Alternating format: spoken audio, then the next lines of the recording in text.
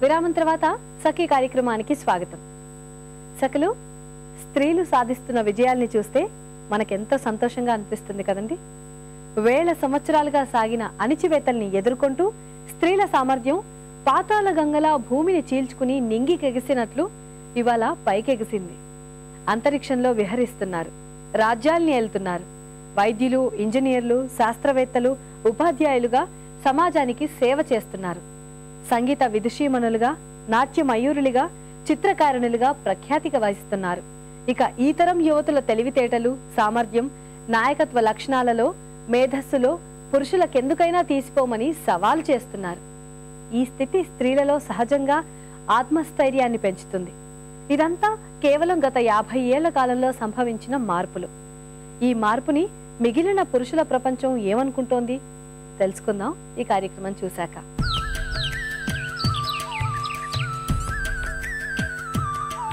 నమస్కారం. ఉద్యాన శోభ కార్యక్రమానికి స్వాగతం. సకులు, ఈరోజు మన గార్డెనింగ్ ఎక్స్పర్ట్ లలిత గారు మనకి బోన్సాయ్ వృక్షాల గురించి వివరించబోతున్నారు. మరి వాటి విశేషాలేంటో ఆవిడని అడిగే తెలుసుకుందాం.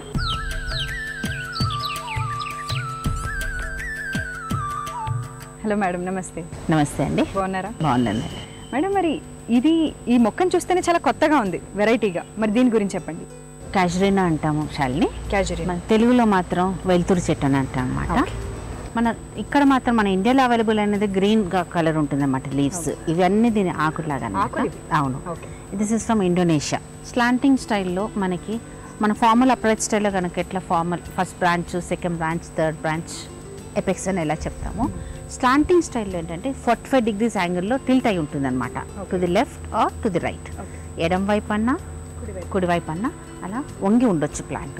స్లైట్గా ఇటు సైడ్ బెండ్ అయి ఉంది. ఏదైతే బెండ్కి బయట ఉందో ఇది కొంచెం ఎక్కువ లెంత్ ఇచ్చేసి కొనికల్ షేప్లో చూసుకోవటాన్ని మనం స్లాంటింగ్ స్టైల్ అంటాము. మరి లలిత గారు, ఇక్కడ ఈ వైర్ ఎందుకు పెట్టారు? మొత్తం ఎక్స్టెండ్ అయింది కూడా చెట్టు అంతా. శాలిని గారు, ఇట్లా ఈ వైర్, దీన్ని అల్యూమినియం వైర్ అంటాం అనమాట. మనకి ఎక్కడ కావాలంటే అక్కడ పొజిషన్ ఇచ్చుకోవటానికి ఒక బ్రాంచ్ని, ఫర్ ఎగ్జాంపుల్ దీనికి వైరింగ్ చేస్తుంది కదండి, ఆ షేప్ ఎక్కడ నిలబడితే అలా ఉంటుంది అనమాట. ఎక్కడ ఎలా ఒలిపెడితే అలా ఉండిపోతుంది అది. అంటే ఆ షేప్ న్యాచురల్గా కాకుండా ఇది వైర్ మీరు పెట్టి, అంటే నేచర్లో ఉన్న చెట్టుని మనం ఇలా దాన్ని కాపీ చేయాలంటే మనం కూడా ట్రైనింగ్ ఇవ్వాలన్నమాట. ఆ ట్రైనింగ్ ఎలా ఇస్తామో, ఒక చెట్టు తీసుకొచ్చి దాన్ని ఇలా వైరింగ్ చేసి, దీన్ని అల్యూమినియం వైర్ మనకి మార్కెట్లో హార్డ్వేర్ షాప్లో దొరుకుతుంది అనమాట. ఇలా వైరింగ్ చేసుకొని కొమ్మల్ని ఎక్కడైతే మనకి పొజిషన్ కావాలో, ఎక్కడైతే మనకి బ్రాంచ్ కావాలనుకుంటున్నామో అక్కడికి పెట్టేసి దాన్ని అలానే గ్రో చేస్తూ ఉంటే మనకు స్లాంటింగ్ స్టైల్లో వస్తుంది అనమాట. చూడడానికి కూడా ఆ షేప్ వస్తుంది అందంగా. ఆ షేప్ వచ్చేసి ఆ స్లాంటింగ్ స్టైల్లో అలా ఉండిపోతుంది. మేడం, మరి ఈ వైర్ ఎన్ని రోజులు పెట్టాలి? వైరింగ్ మనం చేసినాక ఒక 2 months తర్వాత తీసేస్తాం అనమాట. 2 monthsకి అది సెట్ అవుతుంది. ఇంకా సెట్ కాలేదనుకుంటే, మనం ఇచ్చిన పొజిషన్లో లేదనుకుంటే మళ్ళీ రీవైరింగ్ చేసి మళ్ళీ ఉంచవచ్చు. అంటే లైఫ్ టైంలో స్టార్టింగ్లో బిగినింగ్ చేస్తున్నప్పుడు మనం ఆ కొమ్మను అక్కడ సెట్ చేస్తాం కాబట్టి అక్కడ వైరింగ్ చేసి ఉంచుతాం. ఒక 2 months ఉంచేసినాక 2 months తర్వాత తీసేస్తాం. మళ్ళీ ఒక ఇన్ ది ఫ్యూచర్ అవసరం పడితే, అంటే మనకు కావాల్సిన చోట కొమ్మ కాకుండా జరిగిపోయింది, అది కాదు దాని పొజిషన్ అనుకుంటే మళ్ళీ రీవైరింగ్ చేసి మళ్ళీ ఒక 2 నెలల నుంచి మళ్ళీ వైరింగ్ రిమూవ్ చేసేయచ్చు. అవసరమైతే వైరింగ్ పెట్టి, లేదన్నప్పుడు తీసేయచ్చు. ఓకే మేడం, మరి ఈ బోన్సాయ్ స్టైల్ మాత్రం చాలా అందంగా కొత్తగా ఉంది. మరి నెక్స్ట్ స్టైల్ ఏంటి? నెక్స్ట్ మనం ఆన్ రూట్ స్టైల్ తెలుసుకుందాం శాలిని. Okay ma'am. శాలిని గారు, ఈరోజు మనం ఆన్ రూట్ స్టైల్ గురించి తెలుసుకుందాం అన్నాను కదా. ఇలా ఒక చెట్టుని ఓన్లీ ఆన్ రూట్స్ అన్నది, దాని మొదల మీద కాకుండా, మనం ఎప్పుడు ఒక వృక్షాన్ని చూడగానే మొదల మీద చూస్తాం, ఇది దాని వేర్ల మీదనే నుంచుంటుంది అనమాట. దాన్ని మనం ఆన్ రూట్ స్టైల్ అంటాం అనమాట. ఇది మినియేచర్ జువి చెట్టు. జువి చెట్లలో 7 రకాలు ఉన్నాయండి. ఒక బ్రాడ్ లీఫ్ అని, ఒక లావ్ లీఫ్ అని, రౌండ్ లీఫ్ అని. జువి చెట్లలో కూడా చాలా రకాలు ఉన్నాయన్నమాట. ఇది జువి చెట్టు. దీనికి కూడా 30 years ఓల్డ్ అండి. మీకు ఆ కాండం చూస్తేనే, ఆ మొదలు చూస్తేనే తెలిసిపోతుంది అసలు ఎంత గట్టిపడి ఒక వృక్షం లాంటి ఫీలింగ్, ఆ మెచ్యూరిటీ, ఆ స్టెబిలిటీ ఆ కాండం చూస్తేనే తెలిసిపోతుంది అనమాట. దీని ప్రత్యేకత అంతా ఏంటంటే అది ఆన్ రూట్స్ మీద నుంచుంటుంది, ఆ వేర్ల మీద నుంచుంటుంది అనమాట. And overall conical shape. మన ఇన్ఫార్మల్ స్టైల్ ఎలా అయితే చేసుకుంటామో, కొన్ని బెండ్స్ ఉండి ఫార్మల్లో, ఇన్ఫార్మల్లో ఫస్ట్ బ్రాంచ్ అని, సెకండ్ బ్రాంచ్ అని, థర్డ్ బ్రాంచ్ అని ఎలా తెచ్చుకుంటామో, దీనికి ఇక్కడ నుంచి first branch, second branch and apex అండి. మళ్ళీ ఏ చెట్టైనా, ఏ వృక్షమైనా మనం కొనికల్ షేప్లోనే ఉంచుకోవాలి. ఓకే. మన నేచర్లో కూడా మన అన్ని వృక్షాలని ఆ కొనికల్ షేప్ ఆ హట్ లైక్ అపిరెన్స్, ఆ గుబురుగా చూస్తాం కాబట్టి ఏ వృక్షం అనుకోగానే మనం ఆ కొనికల్ షేపే థాట్ వస్తుంది. ఎందుకంటే అన్ని చోట్ల ఎండ పడాలి కాబట్టి, ఈక్వల్ డిస్ట్రిబ్యూషన్ ఆఫ్ సన్లైట్ కావాలి కాబట్టి ఆ కొనికల్ షేప్లోనే ఉంచుతాం. ఆ రూట్స్ మీద అంటే చిన్నప్పుడే దాన్ని కుంపట్లు పెంచేటప్పుడే కొంచెం రూట్స్ వేర్లు బయట కనపడేటట్టు దాంట్లో పెట్టి ఉంచుతాం చెట్టుని. ప్రతి సంవత్సరం రిపోర్టింగ్ చేసేటప్పుడు ఇంకొంచెం పైకి తీసి ఇంకొంచెం వేర్లు కనపడేటట్టు తీసి కొన్ని వేర్లు లోపల పెట్టి సాయిల్లో పెట్టి మూసేసి అలా ట్రైన్ చేసుకుంటూ ఉంటాం అన్నమాట. సో ఆ ట్రైనింగ్లోనే ఈ వేర్లు బాగా గట్టి పడతాయి, ఎందుకంటే మొత్తం చెట్టు మొత్తం దాని మీదే వాటి మీదే ఉంటుంది కాబట్టి వేర్లు బాగా గట్టి పడతాయి. మన మెయిన్ కాన్సెప్ట్ అంతా ఏంటంటే ఆ వేర్ల మీద చెట్టు నుంచున్నట్టు ఆన్ రూట్ స్టైల్. మేడం మరి ట్రేలో చూస్తే ఒక్కొక్క చెట్టు ఒక్కొక్క పొజిషన్లో ఉంది, అంటే ఇది మధ్యలో లేకుండా సైడ్లో ఉంది. సో దీనికి ఏమైనా ప్రత్యేకమైన కారణం ఉందా? దీనికి కూడా రూల్స్ ఉన్నాయి శాలిని. రూల్స్ అంటే ఒక ట్రే ఎలా అంటే ఒక బ్రూమ్ స్టైల్ అనుకోండి, ఒక రౌండ్ ట్రేలో ఇలాంటి స్టైల్ ఓవల్ షేప్, అంటే మనం ఇప్పుడు ఒక ఓవల్ షేప్ ట్రేలో చూస్తున్నాం అనమాట. ఆన్ రూట్ స్టైల్ని మనం ఆఫ్ సెంటర్ పెడతాం, మధ్యలో పెడితే అంటే bonsai is also beautification of the plant, అంటే అందంగా కనపడటానికి ఎక్కడ అరేంజ్ చేస్తే బాగుంటుంది ఒక ట్రేలో.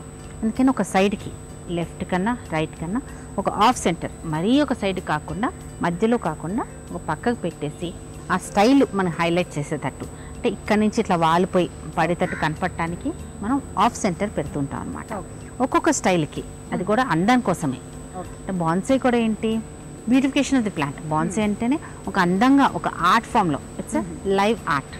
ఒక బతుకున్న చెట్టుని, ఒక మంచి ప్రాణం ఉన్న దాన్ని మనం ఒక ఆర్ట్ ఫామ్లో చూసుకొని ఒక మంచిగా షేప్ చేసుకొని ఇండోర్స్ ఎంజాయ్ చేసుకోవటాన్ని మనం బాన్సాయ్ అంటాం. లలిత గారు, మరి ఈ బాన్సాయ్ వృక్షాలని ఇంట్లో పెట్టుకోవడానికి ఎలాంటి జాగ్రత్తలు తీసుకోవాలి?